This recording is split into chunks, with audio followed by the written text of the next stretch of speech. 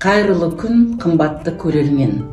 Сіздермен бірге Қарсыбай Ыспатаев атындағы номер 7 IT мектеп лицейінде жарық көретін Дара жол бағдарламасының бүгінгі тақырыбы үлкендер жолы ұлылық, ұрпағы жүрер ұғынып атты сыр сұхбат бағдарламасына қош келіпсіздер. Бүгінгі бағдарламаны жүргізуші мен бастауыш сынып мұғалімі Дана Өнерқызы. Адамның адамгершілігі жақсы ұстазынан болады депті Хакім Абай. Елдің ырысын молайтып, ынтымағын арттырып, шәкірттердің білімді болуына бар еңбегін арнаған бұл күнде ардагер ұлағатты ұстаздардың еңбегі айрықша.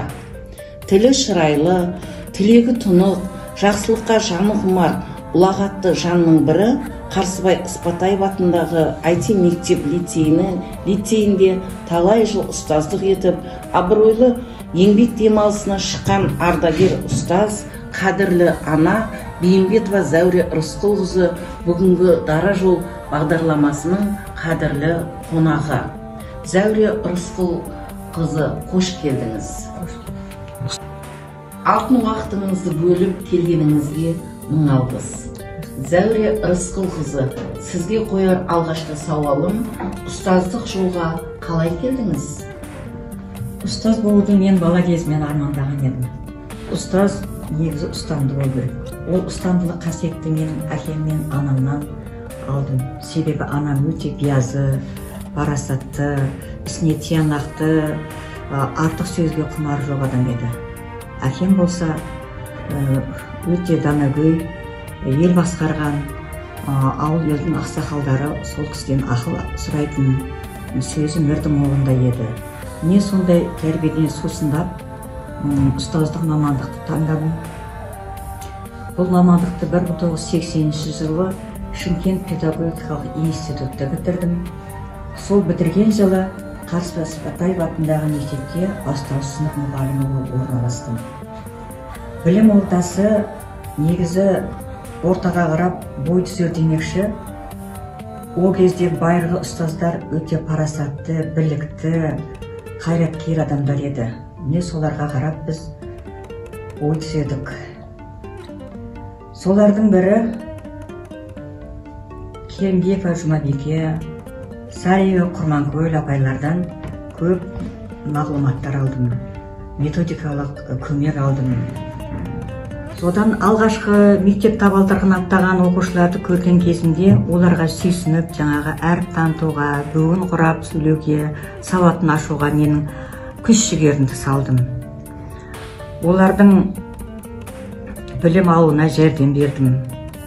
Кейде анасындай мейірімді болдым, кейде қаталдық та тәртіпке де алдық. Себебі Бауыржан Момышұлы айтатын, тәртіпке бас иген құл болмайды демекші, сол тәртіпті де қолға алып, балдарды тәрбиелеп жүрдік.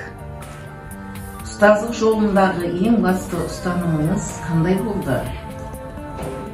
Ұлы ақын Абай Құнанбаев айтқандай, ұстаздық еткен жалықпас үйретуден балаға демекші, негізгі ұстанымым алдында отырған оқушыларға сапалы білім, саналы тәрбие беріп, бала жүрегіне жол табу болды.